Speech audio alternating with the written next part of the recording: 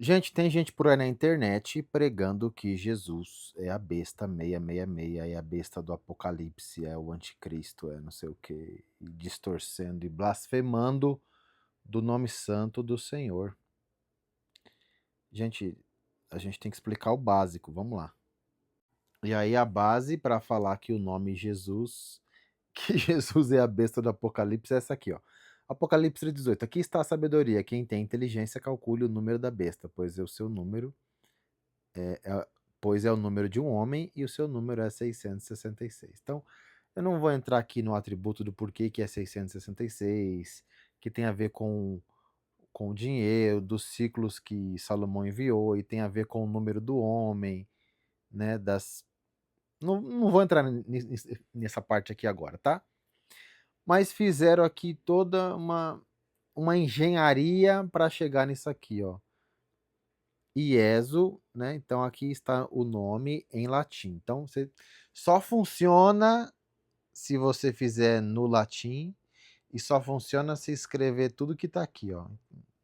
Olha como forçam as coisas, como a engenharia é grande para perverter as pessoas. Então, IESO Christi Filis Dei, né? Jesus Cristo, Filho de Deus. Então, só funciona se você usar esse nome todo. Aí você vai fazer uma numerologia cabalística, que você vai somar aqui, ó, 100 com 50, com 500, e lá em cima 1, 5, e blá, blá, blá, blá, blá, e depois vai somar tudo aqui, ó. 1 mais 5 mais 100, não sei o que, não sei o que, não sei o que, e aí vai dar 666. Então você tem que fazer toda essa numerologia cabalística para poder chegar nisso aqui. E tem que ser em latim, sendo que o nome de Jesus é em hebraico. E o Novo Testamento foi todo escrito em grego, mas se você fizer em hebraico não funciona. Se você fizer no grego também não funciona. Tem que ser no latim, porque o nome de Jesus da besta 666 foram os anjos caídos que desceram na terra e enganaram os homens. E é sério, gente, que vocês estão acreditando nisso aqui? Ah, não, tem mais uma prova, tem mais uma prova. Olha só. Então vamos lá, olha a prova, olha a prova. Lá em Mateus 1:23 diz assim, ó, eis que a virgem conceberá e dará à luz um filho, é uma profecia de Isaías, né? E chamá-lo-ão pelo nome de Emanuel, que traduzido é Pai conosco. Não quiseram nem colocar Deus, né? Mas lá no texto está dizendo Deus conosco. Aqui está Isaías 7,14. E eis que a virgem conceberá e dará à luz um filho e chamará o seu nome Emanuel. Então eles estão dizendo que o nome do Messias não é Jesus, é Emanuel, porque Isaías profetizou. Gente, então, por que quando o imperador lá romano perguntou para os magos lá, os 3 reis magos, que nem era 3, perguntou para eles assim, e inquiriu dos sacerdotes acerca do Messias. Ninguém falou para ele, não, o nome do Messias é Emanuel. Aí Herodes lá falou assim, não, ide por todas as casas e matai todas as crianças de 2 anos para baixo, cujo nome é Emanuel, porque o Messias é Emanuel. Foi isso que ele falou? E foi os anjos que mudaram. Mas quando você vai lá, pega. Existem cerca de 80 pergaminhos do primeiro e do segundo séculos, antes da Igreja Católica, do Papa, antes do latim, antes de tudo isso aí. 80 pergaminhos. O P52 e tantos outros. O P52 fala do Evangelho de João, João 8, né? É um pergaminho, tá? Contém lá o nome de Jesus, no grego, primeiro e segundo século ali, né? Escrito pelos pais da igreja, os primeiros pais ali da igreja. Já tem ali Jesus em grego, que é Iesos, né? Iesu ou Iesos. Mas não, vocês têm que fazer esse malabarismo. Vamos pegar o Emanuel. Gente, o nome Emanuel que significa Deus conosco. Na profecia de Isaías, Isaías não está falando, é uma simbologia profética. Isaías não está falando que o nome do Messias, Deus tinha muitas nomenclaturas. Você já viu? Rafá, Elohim, Jireh.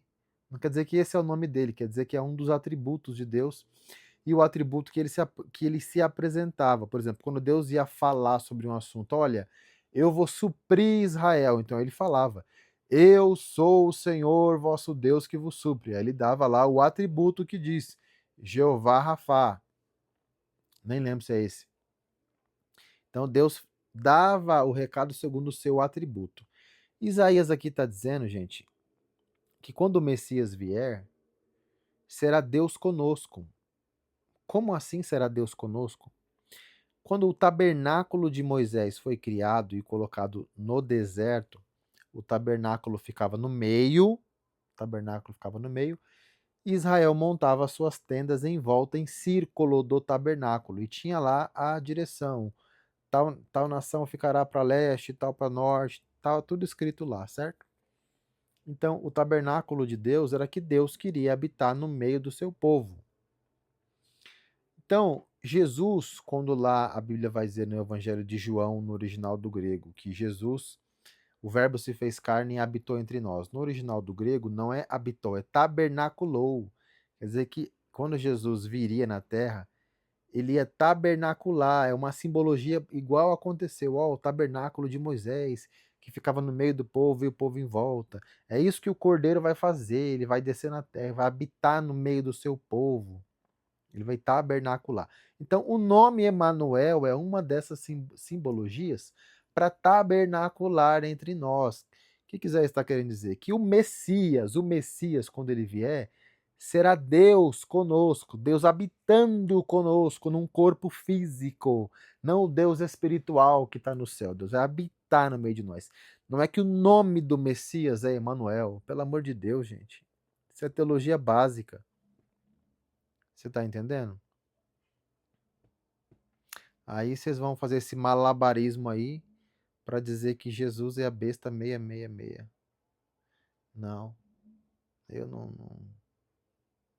Vamos pegar aqui da onde veio até chegar no que a gente conhece de Jesus hoje. Então, por que Jesus se chama Jesus e não a gente não chama ele de Yeshua, Yahushua? Por quê? Transliteração. Transliteração é falar do jeito que se escreve, não é falar do jeito que se lê, e não falar do jeito que se escreve, tá? Por aí. A transliteração do nome de Jesus ocorreu de forma natural à medida que o evangelho se espalhou pelo mundo antigo. O nome original falado em aramaico é Yeshua, Yehoshua. Para as línguas grega, latina e posterior o português, o nome passou por adaptações fonéticas. Para você poder falar como se escrever, nós hoje falamos, escrevemos do jeito que era falado. Transliteração é escrever do jeito que é falado. Tá? Então vamos lá. Hebraico, aramaico, Yeshua, e tem aqui, ó, o nome no hebraico, tá? No grego, koiné é Iesous. Iesous. Os escritores do Novo Testamento precisaram adaptar o nome. Por quê? No grego não existia o som shi de Yeshua. O shi não tem no grego e foi escrito em grego, tá?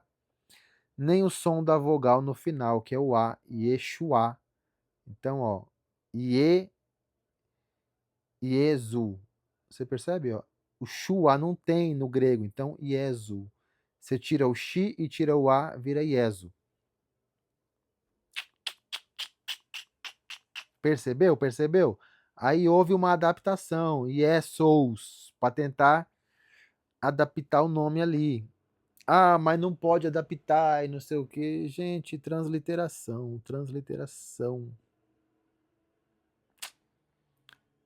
E aí, no latim virou Jesus, nas Bíblias mais antigas nem tem o S, tá só Jesus, tá? O S foi colocado depois. Quando o texto bíblico foi traduzido para o latim, a grafia grega foi adaptada para Jesus. Mas então, gente, o nome de Jesus é Jesus mesmo, pode chamar Jesus, porque no grego é Iesos. Iesos, mas quando você vai ler, dá o som de J ali, sabe? Jesus, alguma coisa assim, tá? Ah, mas esse Jesus aqui, Jesus não era assim, branquinho, loirinho, dos olhos azuis, esse aqui é o rosto de Azazel, a besta 66. Gente, Jesus ele foi para a igreja romana, certo? o cristianismo começou ali, saiu do Oriente ali, de Israel, Jerusalém, foi 300 anos depois, com Constantino, foi para a Igreja Romana. Os pintores da época começaram a pintar Jesus como se ele fosse italiano. Houve ali uma agregação da cultura, tá? E da aparência dos italianos, da aparência romana, né? Roma, Itália, ali houve uma agregação. Então começaram a pintar Jesus do jeito que eles eram. Se a Igreja Católica fosse japonesa, né? Os pintores lá do Japão iam fazer Jesus assim, ó, naquela época. Porque os pintores não tem nada a ver com Azazel, tem nada a ver com besta 666. Pelo amor, né, gente? Tá bom? Fica na paz.